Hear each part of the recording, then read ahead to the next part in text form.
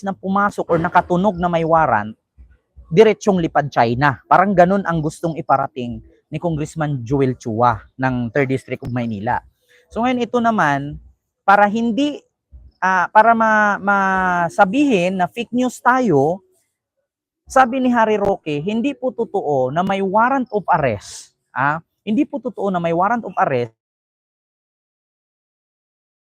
si dating EC at may kasamang Interpol kasi ang totoo daw, ang warrant of arrest ay galing sa CIDG na kinaso ni General Torre kay Digong na sedition, citing and sedition.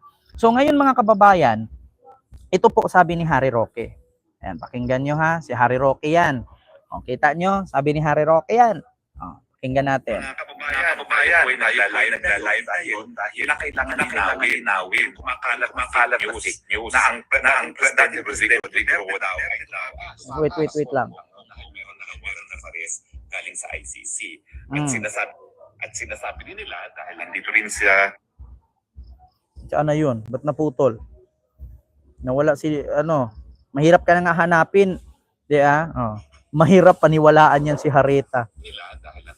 At sinasabi din nila dahil nandito rin siya nasa Hong Kong din ang ating Vice President Sara Duterte. Rodrigo daw. Ang Vice President Sara Duterte. Lilinawin ko lang po ha, nasa Hong Kong po ang mag-ama dahil meron pong rally doon sa Hong Kong na dinaluhan ng mga kandidato ng PDP Laban. Hindi po yan para tumakas kahit kanino. No? Sila po ay naroon para mangampanya. Nasa Hong Kong po sila para mangampanya. Now, totoo po, tinawagan ako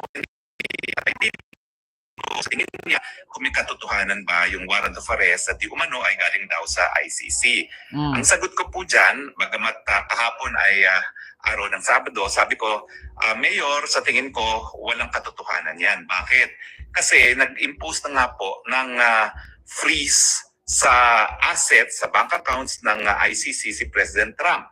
Ibig sabihin po niyan, yung SWIFT na pinagdadaanan ng mga pera na kinocontribute ng mga members ng ICC para puntuhan ng ICC,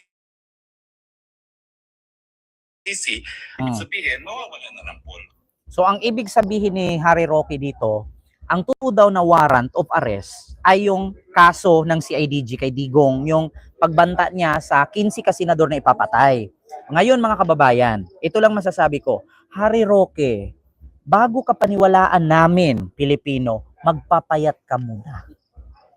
Hanggat mataba ka, hindi ka namin papaniwalaan. Bakit? Ikaw nga mismo nagtatago ka kasi may kaso ka. Alam nyo ba, ang pinakalat ni Roque, mga kababayan, jutang inamis itong Barney na bakla to.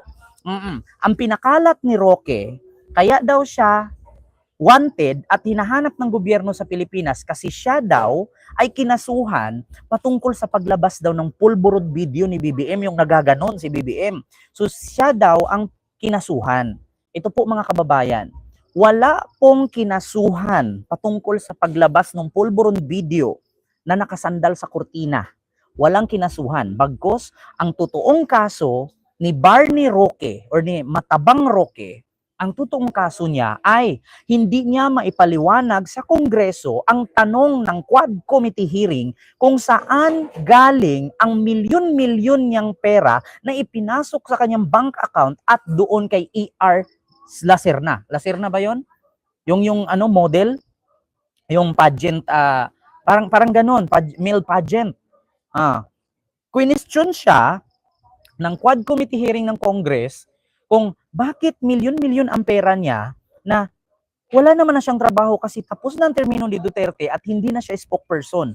At tinanong siya kung saan galing at maglabas siya ng dokumento kung bakit napakadaming milyones niya at bakit ang pangalan niya ay nakunik doon sa Pogo Hub na ni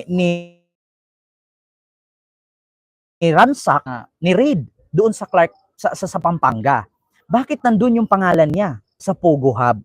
So yun po ang kadahilanan kung bakit siya tumakbo, paikot-ikot kung saang bansa at tumakas.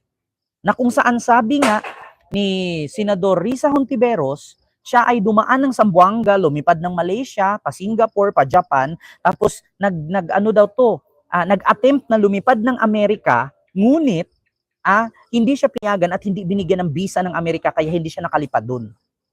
Yun ang katotohanan. Ngayon mga kababayan, maniwala pa kayo dito kay Baklang Roque? Magpapayat muna siya bago natin paniwalaan. Hanggat mataba siya, sinungaling siya. Yun ang katotohanan. Maniwala ako kay Harry Roque kung sumuko siya at magpakulong siya dito sa Pilipinas, hindi siya magtago sa ibang bansa. Ngayon mga kababayan, ito lang ang matanong ko sa inyo. Kung talagang malinis si dating Pangulong Duterte, bakit si Harry Roque nagtago? Di ba spokesperson niya to? Di ba tauhan niya to? Oh, ngayon ninyo sabihin na malinis si Duterte at hindi siya nagnakaw, walang pahid korupsyon, kung si Harry Roque hindi tumakbo. At bakit may warrant at nagtatago kung malinis siya? Meron nating kasabihan na tell me who your friends are and I will tell you who you are. So ibig sabihin kung kaibigan mo magnanakaw, magnanakaw ka na rin. Di ba?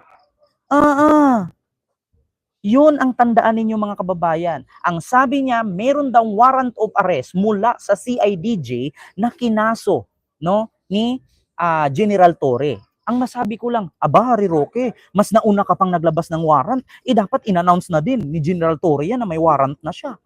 At pinost na ng CIDG page yan. At ng CIDG.gov. Diba? Bakit wala naman kami nabalitaan